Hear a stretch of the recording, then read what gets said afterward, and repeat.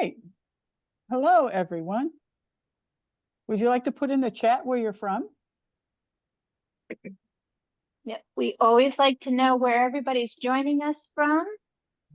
This is going to be our final program this summer, so I'm sure we have a lot of people from all over. We've got Chapel Hill, North Carolina, welcome, and Nebraska, hello.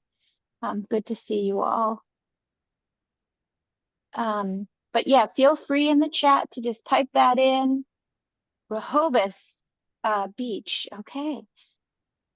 We've got California, welcome, Utah, perfect, Florida. Oh, we've got my New Hampshire friends, welcome, welcome. We're coming to you from Hollis, New Hampshire, so welcome everybody.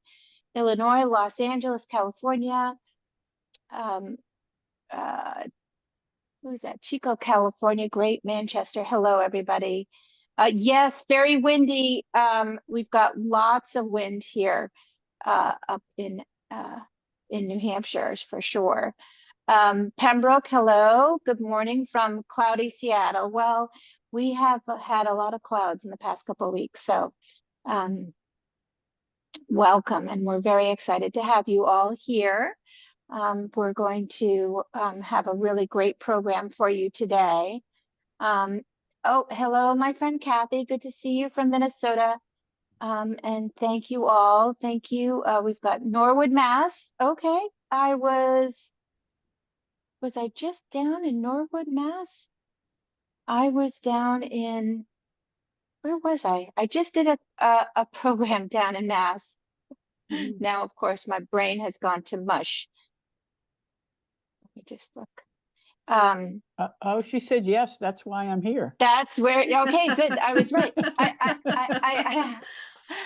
I thought I had it, and I was like, wait a minute, was that where I was? Yes, I did a cooking and gardening for your salad, edible salads. I think we may have done that here Yes. on our program here. So that was, I have to say, one of the best audiences I have had in a long time. And of course, it was so nice to be in person in front of a live audience. I have missed that very much. So thank you for welcoming me to Norwood, Massachusetts.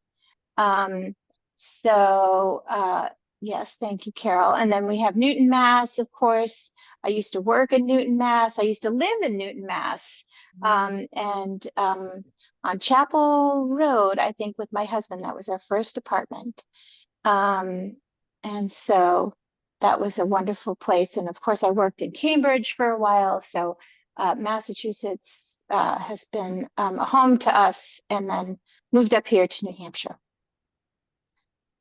So we're at 2 o'clock. If you ladies are all set, we can go at any time. Okay.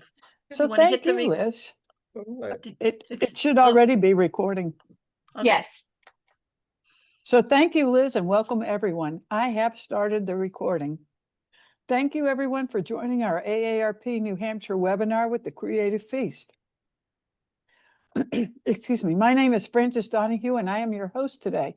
I'm also a volunteer with AARP New Hampshire.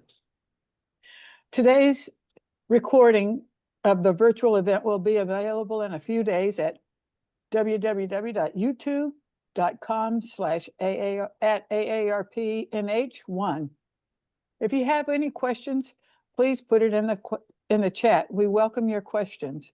My fellow volunteers, Mary Roberg and Kathy Hoey, will address them periodically throughout this demonstration.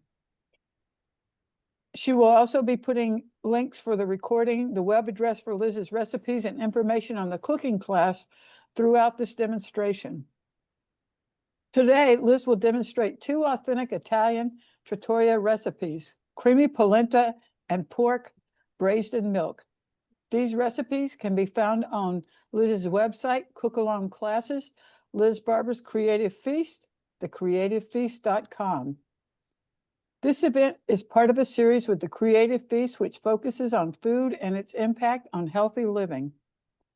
AARP has been promoting the health and well-being of older Americans for over 60 years, In New Hampshire, AARP works to bring you informative, innovative, and fun virtual events like today's online cook-along demonstration as a means of connection and inclusion. AARP has numerous free healthy living resources on its website, which include staying fit, wellness, and longevity, and information on healthy eating, as well as staying sharp. There's something for everyone. Mary and Kathy will put a link in the chat. Chef Liz built her cooking career in various Boston catering and restaurant venues. After starting her family, she entered the food world as a cooking instructor and developed Liz Barber's Creative Feast. Chef Liz has appeared on New Hampshire's WMUR's Cook's Corner. Her cooking demonstrations and recipes and herb gardens have been featured in various publications, including Where Women Cook, New Hampshire Magazine, the Nashua Telegraph, and the Hippo Press. All her programs focus on the premise that we are healthier when we cook at home. So we hope you enjoy today's program. Liz, take it away. Thank you, Frances. Thank you, everybody, for joining me here in my studio kitchen in Hollis, New Hampshire. It's a pleasure to be with you today. This is going to be our final class for the summer. We're going to take July and August off, and then we're going to be back in September. So I hope that you enjoy the class today. I'm preparing for you two of my favorite Italian trattoria meals. First, I want to take you to the website so you know where to find the recipes and other things on my website, and then we'll come back and talk a little bit about the trattoria cooking style and then get right into our recipes. So I'm going to share with you my website, and you should feel free to go here at any time. There's a lot of information to see on my website. So you can check out, of course, if you would like a lecture program in your hometown in the New England area, you can check that out. And then we have, of course, My Food and Fun, which is where you're going to find your recipes.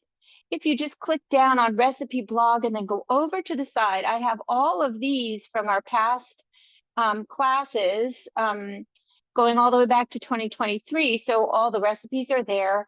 And of course, you can get your recipes and know when we're going to be doing them coming up in September in the fall. So if we go down here, we're going to find our June class here, the Italian Trattoria, and you can click on either one of these recipes, and then that is there for you.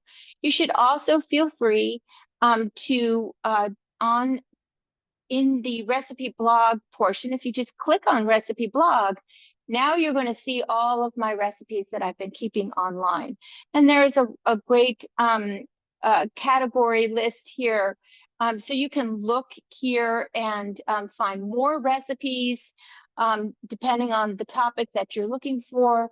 Let me just see if I do have, no, I don't have Italian specifically, but intermittent fasting is something I'm very passionate about. So there is some information for you about that. You can also find that here. Again, if you scroll down, you can find about intermittent fasting, and I've got some basics on how to get started. I have been intermittent fasting for almost 9 years, so it's been very successful for me, and it is a way to keep healthy, and then of course to keep your weight down while you are getting more healthy. We have low carb. You can check out my chickens, my edible gardens, and my kitchen remodel. So a lot of fun things there for you. But we want to get back to our cooking. So the Italian trattoria really is, I kind of equate it with, well, very much like a French bistro, right? These are these restaurants that are often small, single owner-owned establishments, almost like an American diner, right? It's food, traditional food that you're used to. It's no fuss, no muss, very simple recipes. but they do tell, those recipes do reflect the culture of the area where the restaurant is. And so sometimes if you're traveling, finding an Italian bistro is going to be a real wonderful kind of down to earth experience for you. So that's what I have always looked for when we travel, is these small mom and pop places where you really know you're getting the heart of the chef there and the staff, etc.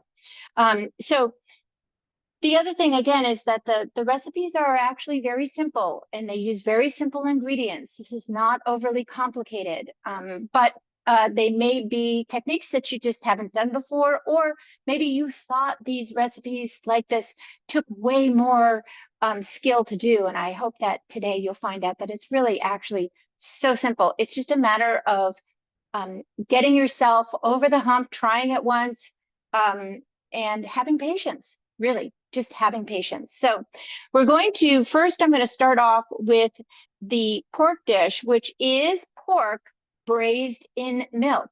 Sounds crazy, but there's a lot that is actually happening in the cooking process. So I'm going to put my polenta to the side, and then we're going to do that while we're working at the stove with our pork. So the idea here is that when you are, excuse me, braising the pork in the milk has good fats in it. It's got a lot of good protein in it, and it really kind of almost helps to marinate the pork a little bit during the process.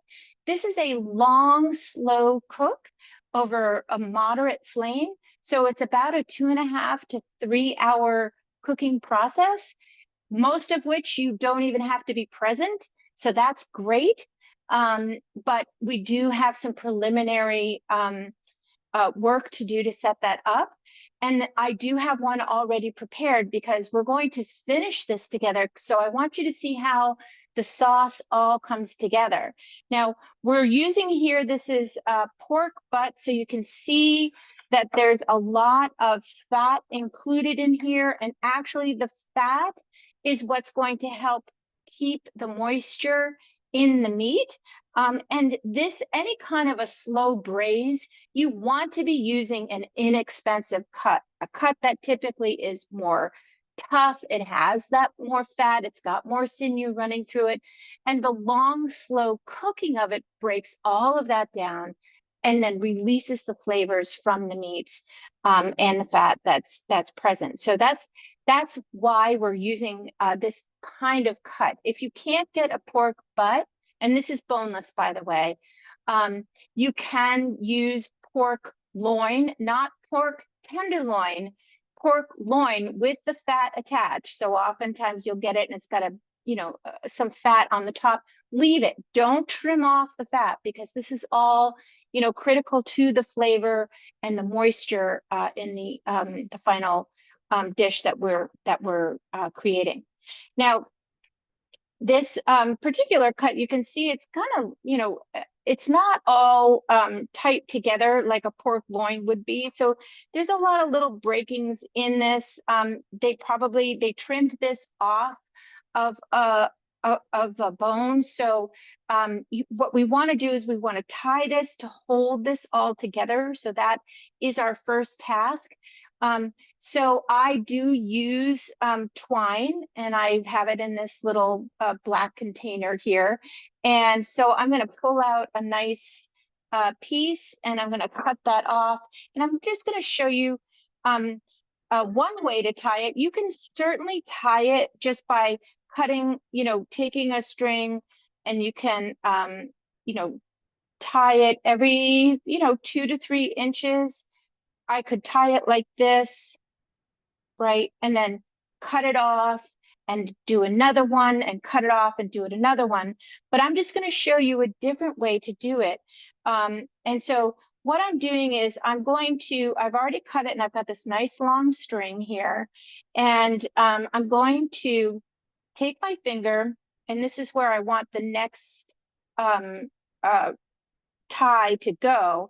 And I'm just going to wrap this around the pork like that, and then put my, take this end of the string and put it right through that loop. And now I can pull it nice and tight, and it's pulling that together.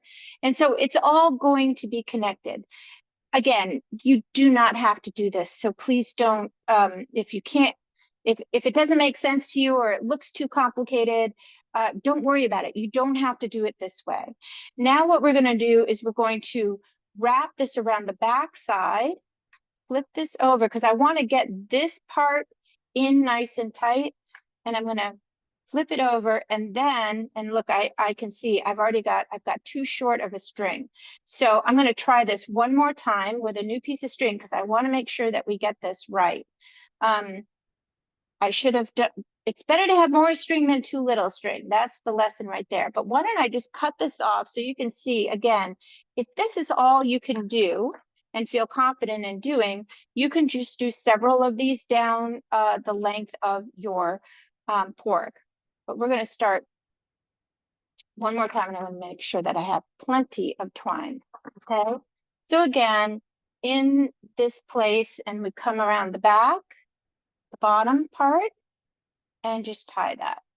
And I leave a little bit of string on the end there so I can tie the final piece to it. And then remember, I've got my finger here, wrap this around, bring it up through, pull this out, and that's 2. We're just going to go on down. I'm going to do these a little bit closer together, and you can pull it tight. Hopefully I got myself enough there. Okay, now turn this over. And now we're just going to take it underneath here and wrap it so it pulls on that. Okay, and just all the way up. Now you know how a butcher does this. If you ever ask to have the meat tied, this is how that goes. And if you have any questions, feel free to pop them into the chat. Kathy will interrupt me so that we could get those questions answered without any delay. And then there. And then remember, I told you we're going to bring it around to the top again, right? Back to the beginning. And there's that handy little tie there that I left, and tie that up.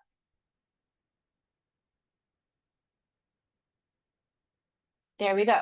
Now this is all tied. And I'm just going to trim that off. You don't have to do that. Rinse my fingers for a little bit. So And now Liz, we're going why do we tie it? Why? Because we need to, the way this is cut off the bone is that some pieces are going to be loose. So those looser pieces, they may cook in a shorter period of time. We want to make this pretend that it's all one big solid piece, so it all cooks in the same amount of time. So that's why you want to tie it. You want to bring it together. If you have like a pork loin that is not, it's just one solid strip, you've seen them in the store before, that is you don't have to necessarily tie that, but because this one was a butcher cut off the bone, you can see there are pockets where the meat has come apart, and we're just putting it back together. Okay, and then we're going to salt and pepper this. So I've got kosher salt here, and you do want to, be generous with your salt. This is a really important step, is to flavoring your meat. And I've got some freshly ground pepper here. Okay. And then one of my tricks is then I take this and I go all over my cutting board trying to pick up those extra little granules of pepper and salt. And there we go. Okay, so our someone meat. did Yep. ask if the pork is at room temperature or is it cold? I just pulled it out of the fridge. So yeah, because we're cooking it for so long, there's no reason to bring it up to room temperature. If that is a different, say we were going to pan sear a steak and cook a steak on the stovetop, that is something you'd want to bring up to, almost room temperature, but still not you don't want it to be too warm. But in this case, this is going to be cooking for about 2.5 to 3 hours. So you don't have to worry about bringing this up to room temperature. Okay. Now we're gonna brown this. So we're gonna step over to the stove, but I did want to show you. So I have been able to purchase at my Costco some tallow. So what is that? Tallow is beef fat that has been rendered, meaning cooked down, to make it to cook out any of the gristle or whatever may have been caught in there, and then it's poured into the into the jars, and it is ready for you to use as your cooking fat. This is how our great grandmothers and grandmothers were cooking. So this is a wonderful product. It's a wonderfully low process product for you to use that your body is going to recognize, right? A lot of seed oils, they are very inflammatory. So we don't want to be cooking with these. The canola oils, the grapeseed oils, these are not, while we've been told that they're fine at high heat, they really are not. So any vegetable oils, we want to get rid of those. So start to bring in these fats that are minimally processed that our bodies recognize. So that would be olive oil, the tallow, coconut oil is very good for you. That is another option. You could use avocado oil if you wanted, but I'm going to be using the tallow. So we're going to get my pot ready, get our heat on, and then put in, a couple tablespoons, maybe 1 to 2 tablespoons of our tallow. I do store it in the refrigerator because it can go rancid, so you want to be careful. And you just, go in with a spoon, and there you go. So this is what, was used for baking, right? Before Crisco. This is the best. So in that goes. And then when we add our vegetables, we'll add a little bit of butter to that. Okay, so you can buy tallow in your grocery store. One word of caution, please read the ingredients. If it says that it has any flavoring at all, do not buy that because those are chemical flavors. You don't want those chemicals in your food. So you want something that just has pure fat. That's it. Okay, there's no reason to flavor these. And I saw one in my grocery store and I thought, oh, I can get tallow at my grocery store. And then I looked at the ingredients and I was just so disappointed. So we want to stick with pure tallow. And actually you're starting to see, I bet, restaurants that are frying their French fries in tallow. That's what McDonald's used to do. And then they switched to vegetable oil. And that's a very, we know that these are causing inflammatory reactions and just not good for our bodies to have things that were not intended. We're manufacturing so many things that are not good for us. So, okay, so we're getting that nice and hot, and then we're going to brown this. Now, we also want to add some aromatics to our recipe to help with the flavor, because this is pretty bland, but we want to make sure we have the salt and pepper on, and that's helpful. So now I'm just going to go over here and just make sure that my tallow is spread out and then nice and hot. You want to hear that sizzle. So all we're doing here is we are browning this. Now, in this case, the browning is really helpful to the dish because now we're browning the pork fat that's on there, which will help to add flavor. We're going to add that nice, rich, dark brown color and caramelization to it. So we've got our hot pan there with our fat in that. And then we're going to brown that for a few minutes on each side. And you'll see just when I turn it over, you really just are looking for it to get nice and brown. All right. And now I'm going to go ahead and get my aromatics ready. And if there are any questions, Francis, just let me know. Or Kathy, sorry. Someone would like to know why both you of us, use yeah. tallow in baking.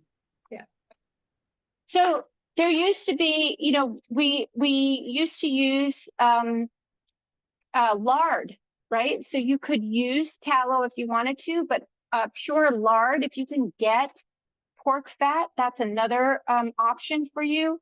That is what we typically used. So if you didn't have lard, you could have used the tallow, I suppose. But these were really the pure, the ingredients that we had always used. And then Crisco oil came on the market, and Crisco oil is made of I believe it was almost like manufacturing waste. You know, what did they do? What would they do with all this cottonseed oil? I think is what it came down to. And there was a gentleman who figured out how to get these fats to look a lot like lard, and then convinced our housewives that this was a wonderful, healthy substitute to lard. But they didn't have all the research that we do now, exposing that a lot of these manufactured fats and oils are actually harmful to our bodies long term. So I do recommend that you definitely look into that. If you go to my website, I do have information there on the low carb section, where I have an article there about seed oils and things like that. So you can look into that. All right, so I've just chopped up about 4 cloves of garlic. I'm going to go back over here and I'm going to turn this.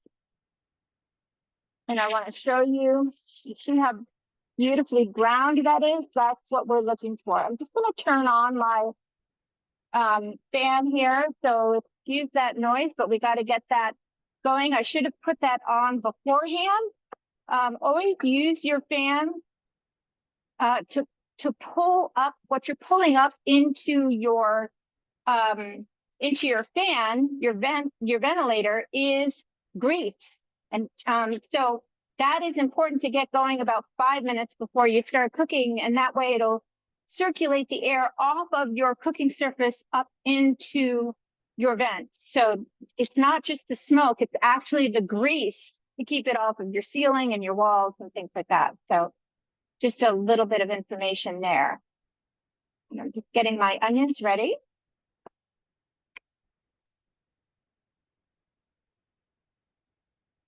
And then I'm just going to cut off the stem end.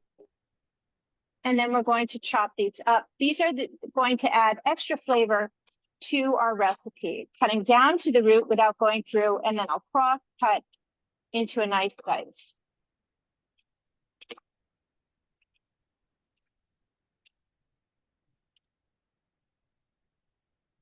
Okay, and then just cut across.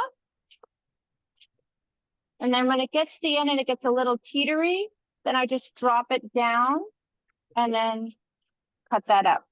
We don't have to waste so much.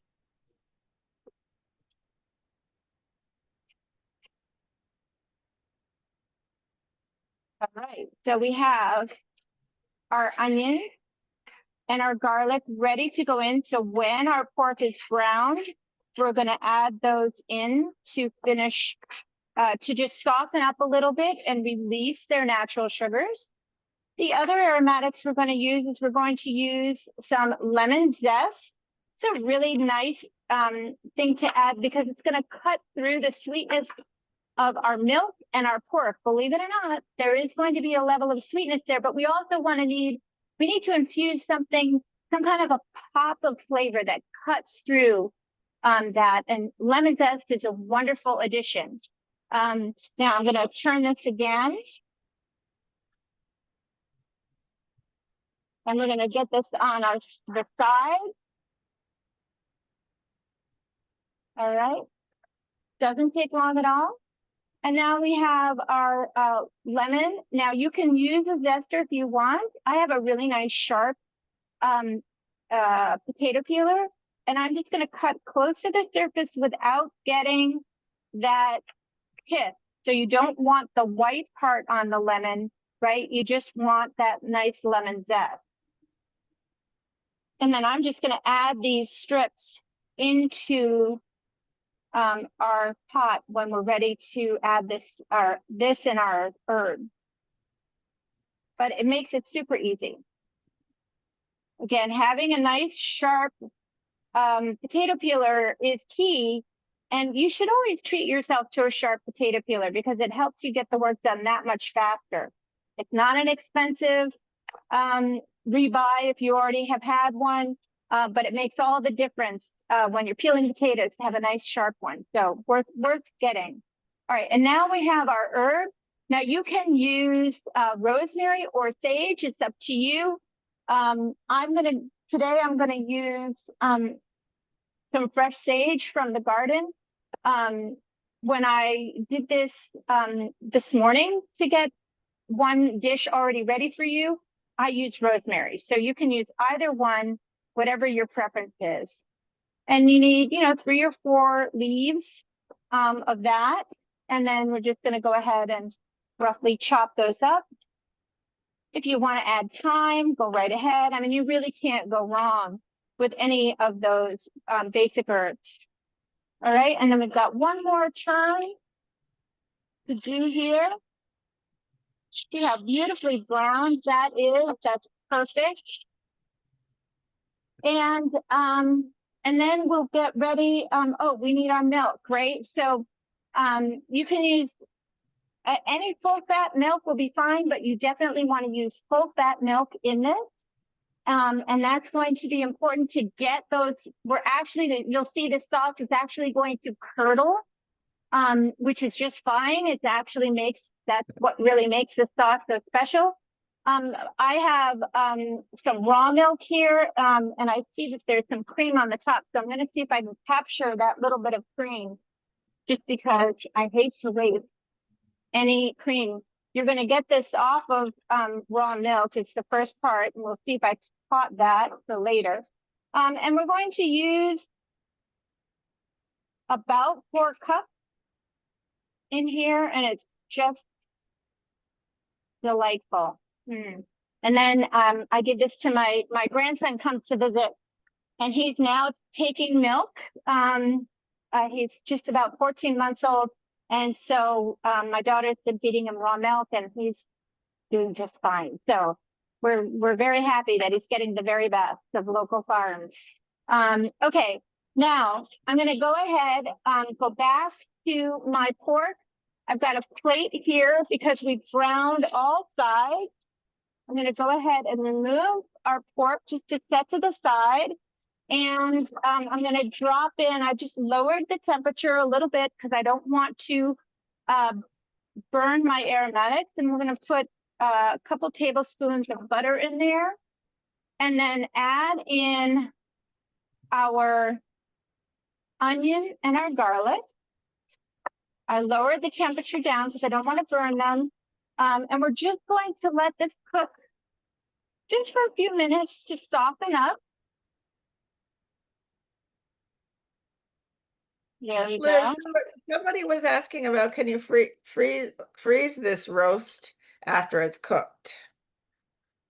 You know what? I'll be honest with you, I have never done that. But here's the nice thing about this roast. If you want, you could make half the size and just make it in a smaller pot with half the amount of the ingredients. So you don't have to do the full size. But also what you will find, my husband, I made this last week just to go over the recipe one more time. And we ate it for lunch. We had it for dinner. We had it for leftovers. It was fabulous. And every day longer that it sat in the refrigerator, it got more and more flavorful. But of course, you can always try. If that's your option, if you're going to be traveling and you have leftovers, but you don't want to throw them out, definitely freeze them into the appropriate size container so that there's not a lot of air in it. And then when you take it out, you just warm it in the microwave or gently warm it over the stove over a moderate flame, and you'll see, it should all come back together again. All right, so these have started to soften up. I can smell that garlic and the onions. And I'm gonna go ahead and add my sage and my lemon zest to that. Again, just to give it a little bit of, let them cook up a little bit. Those oils will come out. Now I can smell the lemon, starting to smell that sage. Really adds some wonderful flavor to this. And then we're going to, after, give it a couple of minutes, we're just trying to soften that up. Then you're going to go ahead and you're going to put your pork right back in. All right. And I'm going to turn this off. And we're going to go ahead and add our milk. So this will go in. We've already salt and peppered our pork. We don't need to add any more. I'm going to go ahead and add our milk. It should come up close to halfway up the sides. Perfect. And then we're going to bring that to a simmer and then drop it down just so it's just barely, it's simmering just a little bit. And then we're going to partially cover it because you do want the water that's in the milk to partially evaporate, and that will reduce your sauce. It will keep it, the pork will cook in it, but it will also let that water evaporate. So it'll intensify your sauce that's going to be at the end. So let's go ahead and I'll show you basically, I like to leave it covered kind of like that. So we've got a little bit over here exposed, and that's going to go over a moderate flame for about 2.5 to 3 hours. And then we will be finished with that. Now, as I said, I do have this already prepared. I'm just going to move this to another burner. And I have this already prepared, but I will show that to you a little bit later, towards the end of class. When it comes time to finish everything up, I'm just going to start this cooking here. So I'm going to keep my pork cooking. Now we're going to go ahead and do our polenta. And this is a super easy dish. So with the polenta, what I'm going to do is I've got 4 cups of water. Where did I put? Oh, my water is over here. So I've got 4 cups of water into our pan. And now, of course, my burner is giving me a hard time.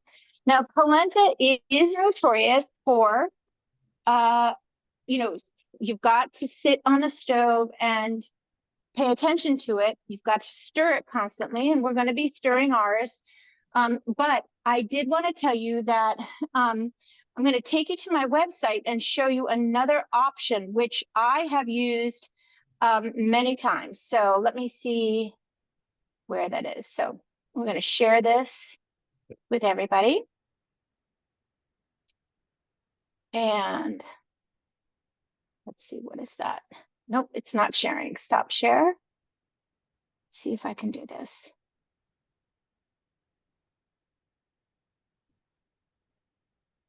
Can you ladies see? Oh, my screen is paused. Nope. So you can't see anything yet, huh? No. I don't know why it would be doing that. I've never had that before. Let's see. Huh. Interesting. I don't know why it's doing that. Okay, but if you go to the website and you put in the search polenta, what you're going to find is my recipe for for oven polenta will come up. And that is the recipe that you want to use, because that only takes 30 minutes in the oven and you don't have to stir it the whole time. But because this is a trattoria, I wanted to show you how to really make the real thing. So that's what I'm going to do. So here I have my yellow corn polenta, and I'll come back to that. I just want to get this into my water. Okay, so polenta is a coarse cornmeal. Okay, that's what you want to be using, not corn flour, and not a fine cornmeal. This is a coarse cornmeal, and we're adding it to our water. And the polenta itself, the cornmeal, is going to plump up, but we don't want it to happen too fast, right? So we want to bring this up to temperature slowly and let it slowly absorb that water. And that's why polenta tends to take longer than, people tend to lose their patience. But the slower the process, the more rich the polenta becomes. Now, this is the Bob's Red Mill polenta, and you can also use this for grits. You may see recipes that it's just, or if you see something coarse cornmeal by another manufacturer, that's what you want to be using. Now, I know you can buy cornmeal already made in a tube. Do not get that. That is not what polenta is. I'm sorry, the polenta in a tube, you may see it on the deli. It's not the same. It won't taste the same. There's probably preservatives in it. It is so much better for you to make it yourself. Okay. Ladies, do we have any questions? Yes, there was one question about, but it was about the pork butt. Can you cook it in the oven besides on the, or in a slow cooker? Or is it cooking the way you're doing it the only way? No, I would imagine that you could do it in a slow cooker, except the only thing is that the slow cooker will not, because you can't open the top, you will not be able to reduce the water out of the milk. So that's part of cooking it on the stove top. And again, could you do it in the oven? I bet you could. Just make sure that you have your lid partially, off while it's cooking. Okay. So you could try either option.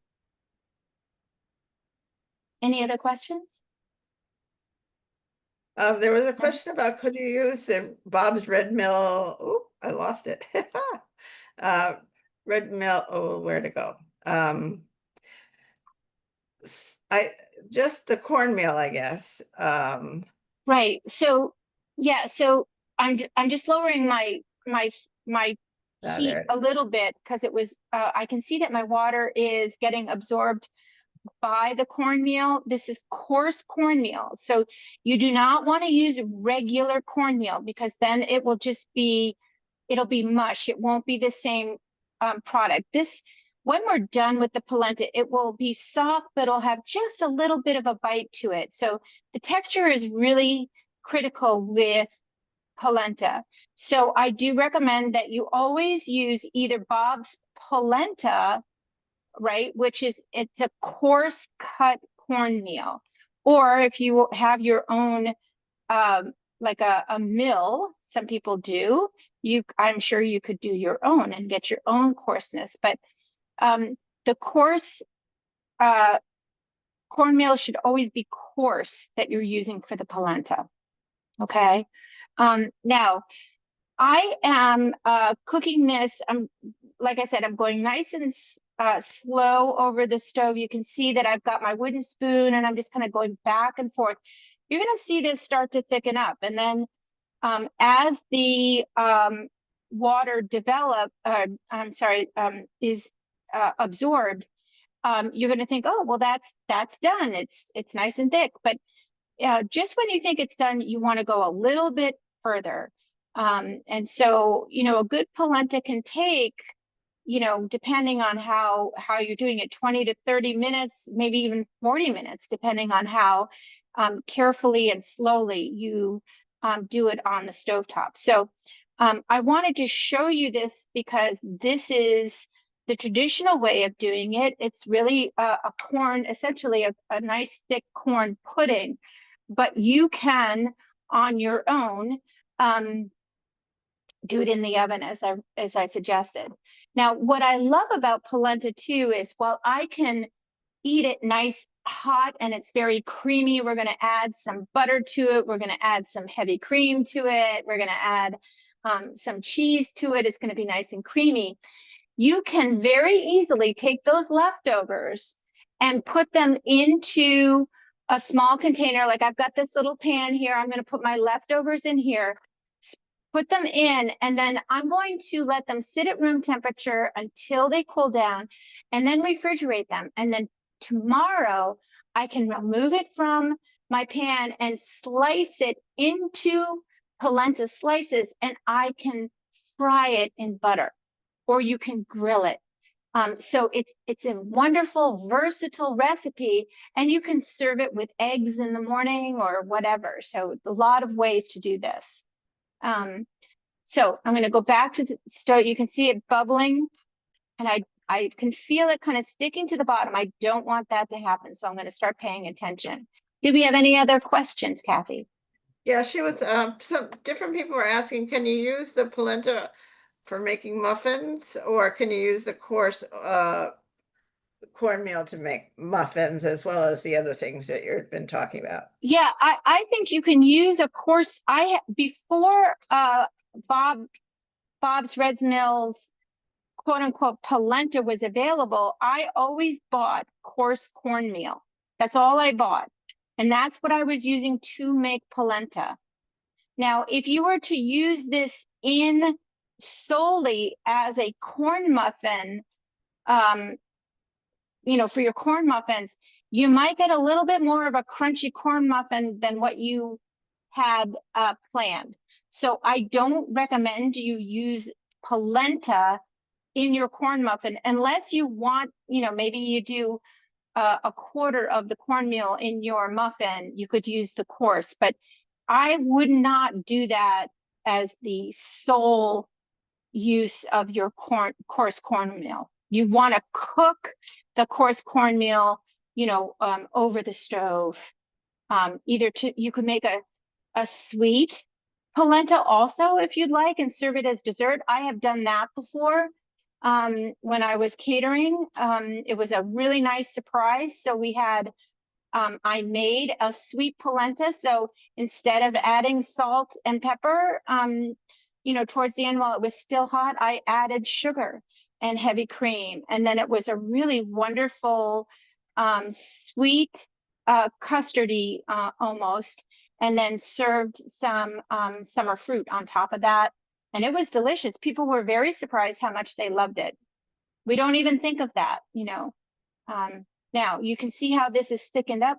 It's got a long way to go. So I've lowered the temperature on my stove, and hoping to draw this out as long as I can. So we've got about 15 minutes left in class. So I'm hoping that this is going to be cooking that whole 15 minutes. I'm going to lower my temperature again, with the idea that I just want this barely simmering. Now I'm going to be moving back and forth with my other dish. So I'm going to have to keep coming back to this one. I'm going to move a few things around here. And I'm going to bring over the dish that this is the pork. I'm bringing it over to the stove so you can see it, because I want to bring it up a little bit to room temperature. So this is a smaller cut that I made this morning.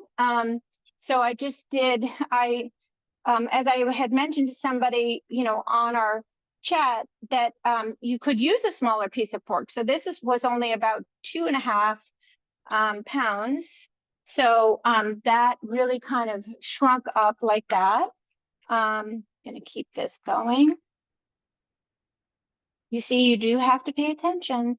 What I don't want is anything sticking to the bottom. So that's when I'm coming over and I'm giving it a stir. You can feel it if it's sticking to the bottom. You want to be very careful that you're not doing that. That's why the temperature should be low. Okay, so let's bring this back here. I'm going to move these things around a little bit.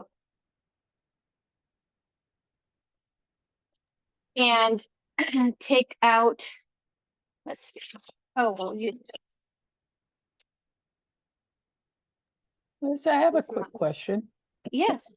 Somebody was asking if masa, I'm going to do this word, Correct. harina, or however you Yes. say it, Because I can murder any word. Is the same as polenta, or could you use it in place? No, not at all. Not at all. It's so different. So when you taste tortillas, there's a very distinct flavor to those tortillas because they are using a combination of the masa harina with regular flour. And so no, you can't use that. So plus that is a much finer flour, right? So that would not work for this. I've not explored other ways to use that flour, and I'm frustrated. I need to do that because I have a couple bags. You know, I keep thinking there is on my website, I think I'm cutting off the string, by the way. There is a recipe for a Mexican hot chocolate, and that's what I use that flour in. And when I make my own tortillas, I use it for that. But you do not want polenta. It has a very distinct Southwest flavor to it. And you'll know exactly what I'm talking about when you taste it. Okay, now we've cut off our string. Did you have any other questions?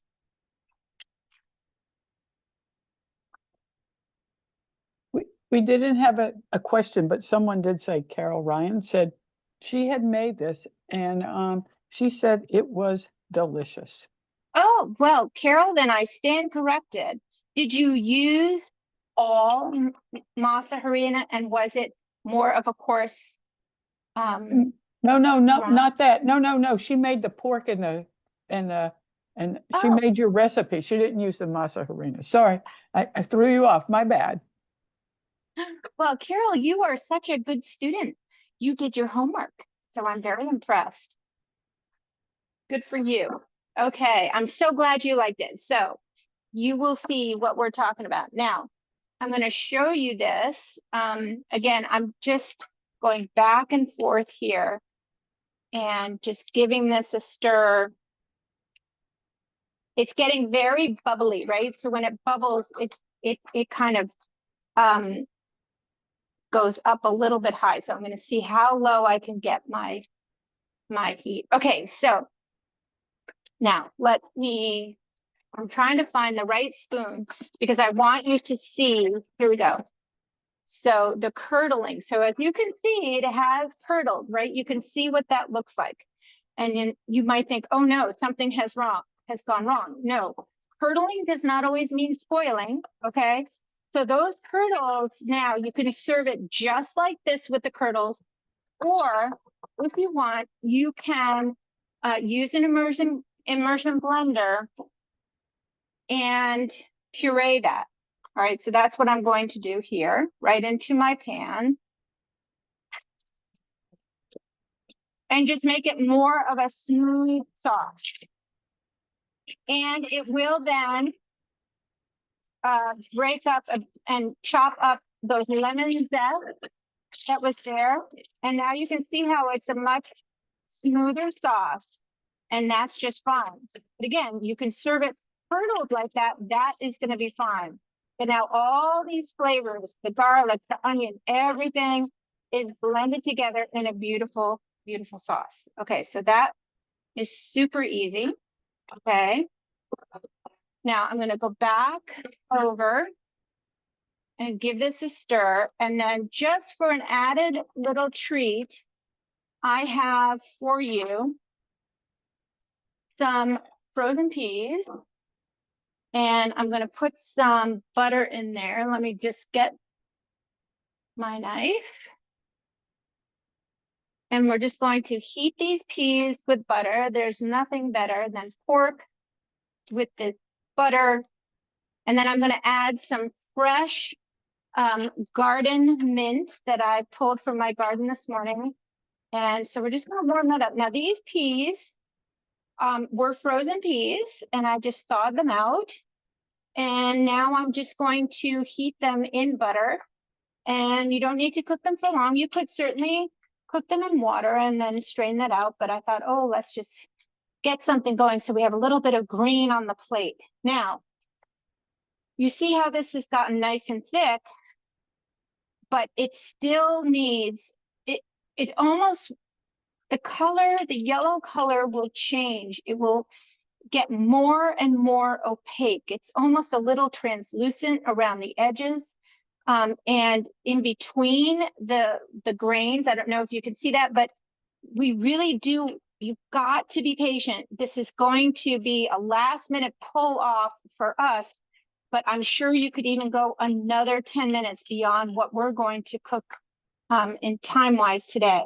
Do not be fooled. This is not finished. You're really trying to draw this out to get those, the corn to really plump up and absorb. It's going to take in all that water. Remember, that was 1 cup, just 1 cup of polenta to 4 cups of water. So we really want that to be absorbed, okay? Now give this another stir. Okay, our peas are warming up. We've got that. Now, let's go ahead and set our sauce aside, and we're going to cut our pork. All right, now remember, this is not, you know, this is thoroughly cooked. It's been long cooked, so we're not going to get a medium rare or anything like that, but we have a beautiful, oh, look at that. And I can see the moisture in that pork.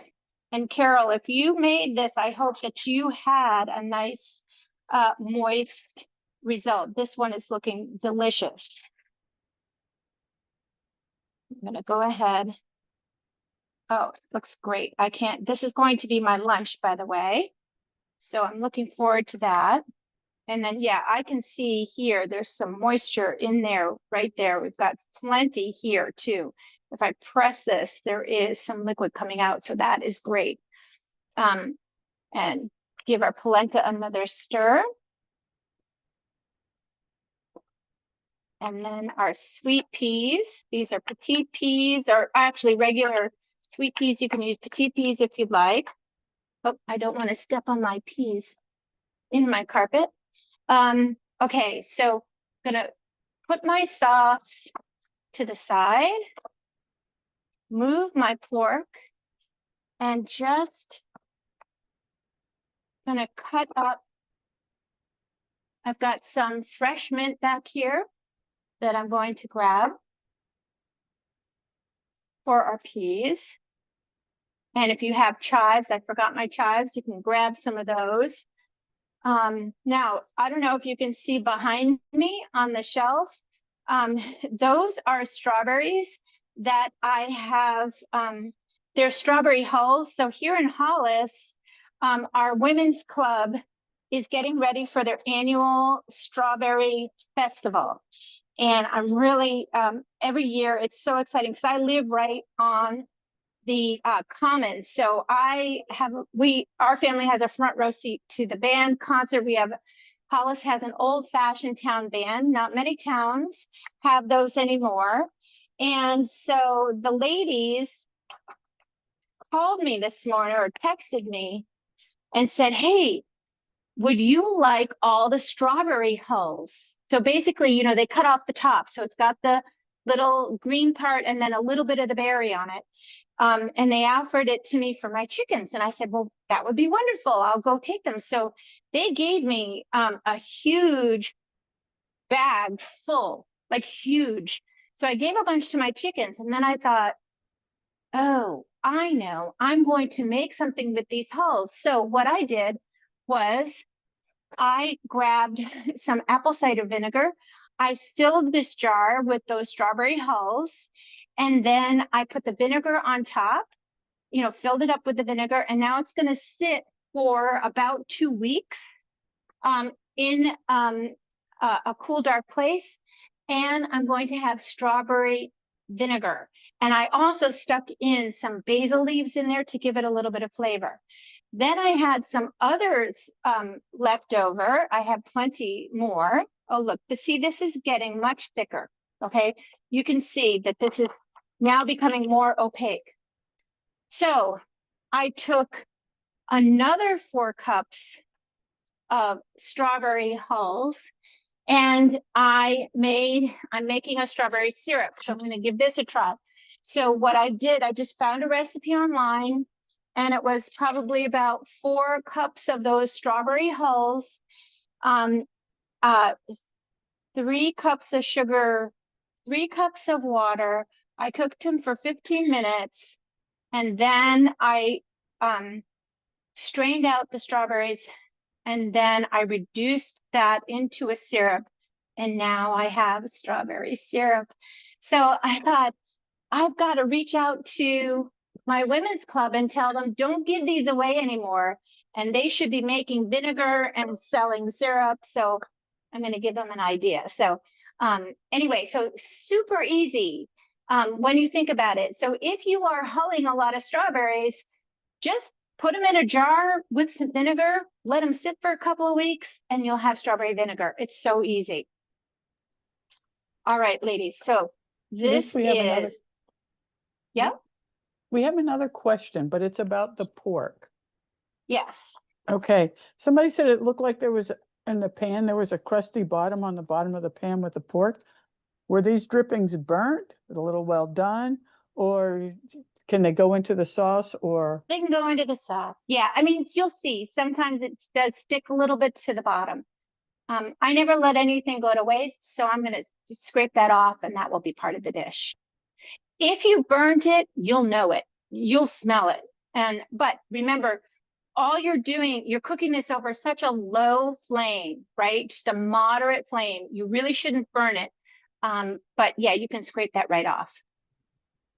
So Liz, I just got some strawberries at a local farm, which was absolutely delicious in New Hampshire. Yeah. Yeah. But somebody did ask, what is hulling strawberries? Thank you. A term that I take for granted, right? So when you've got your strawberry, you hull it, you cut off the top, which is the little stem piece, right? The little cap, the green, what do you call that? It is where the stem comes out of. You cut off the green, and there's always a little bit of a strawberry trapped with it, right? Just a little bit of strawberry. So now I've got the very top of the berry with the green part on it. That is the hulling of the berry. I think that's what they call it. And so these ladies, they were preparing for a strawberry festival. I think they had probably 400 pounds. I mean, like the massive amount of strawberries. They had probably 50 women sitting at long tables in our church with, case after case of strawberries that they had washed, and then they put them in bowls, and then the ladies just sit there with little paring knives and they cut off the tops, and all the tops go into one container and all the strawberries go into another. The strawberries are all cut in half and sugared, and then they freeze them so that they're ready for the festival.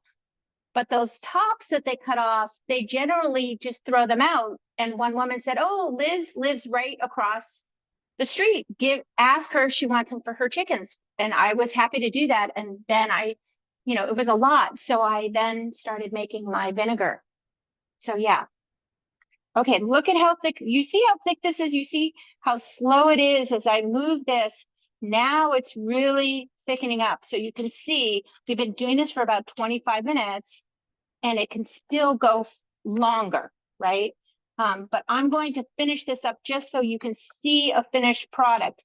But really, you can do this another 3 minutes. But when I stir, you see how the bottom is almost revealed for a second?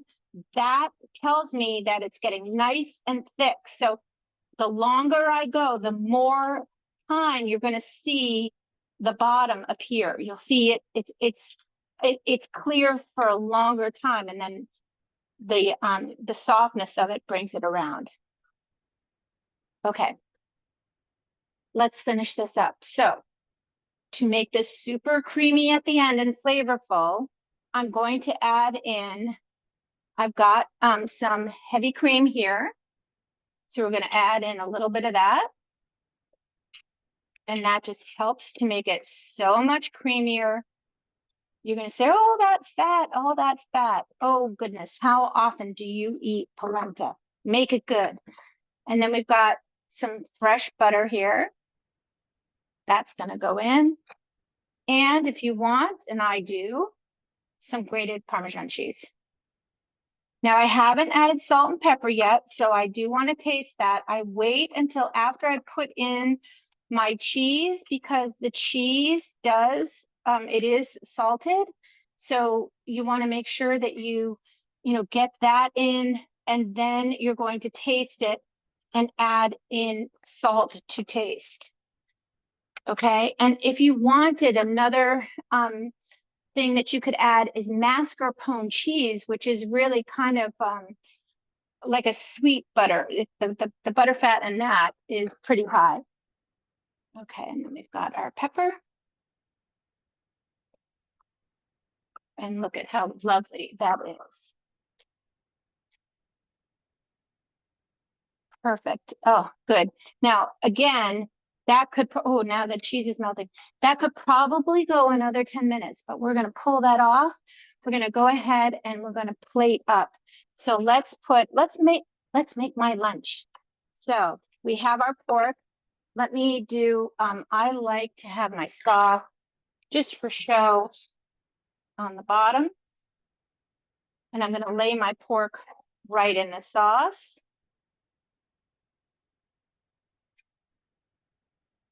Just like that. Beautiful. We'll take, we've got our peas with our mint. You do want to season that with salt and pepper. I think I may have forgotten, but you can make up for that. And then some polenta on the side. And then my leftover polenta, I'm going to put into that little container I showed you, into that little pan. And I am going to, I'm having a friend over for dinner on Sunday. I'm going to fry up some polenta as an appetizer. So there we go. And then of course we want to garnish this. So we'll put some sage here and maybe an edible flower or two. We're getting ready to finish up our program. So do we have any last questions, ladies? Nope, we do not. All right. We Well, there don't, we go. but everybody loved the extra lessons about the strawberries and the honey Oh, vinegar and the sauce. good. So that's Don't you just love the idea that something you would have thrown out, but that is perfectly usable, now will make something really special. And of course, I'm going to send some of this vinegar over to some of the ladies at the women's club so they can see and taste the end result. And it didn't cost anything really, because you can even use white vinegar, right? Or apple cider vinegar. So anyway, I'd like to thank you all for joining me today. Thank you, ladies from AARP New Hampshire, for helping me. We've had a wonderful beginning of the season. We're going to take a little bit of a break, so no class in July or August, and we're going to be back together in September, October, November, and December. So I'm going to be looking forward to seeing you all then. In the meantime, have a wonderful, wonderful summer. Well, thank you, Liz, for today's lesson and our great cook-along demonstration. Many of us can't wait to try these wonderful Italian recipes. Today's cook-along demonstration is one of the many upcoming virtual event offerings provided by AARP New Hampshire. Please visit aarp.org/nh to learn about other virtual events, which include gentle yoga, paint classes, and educational webinars.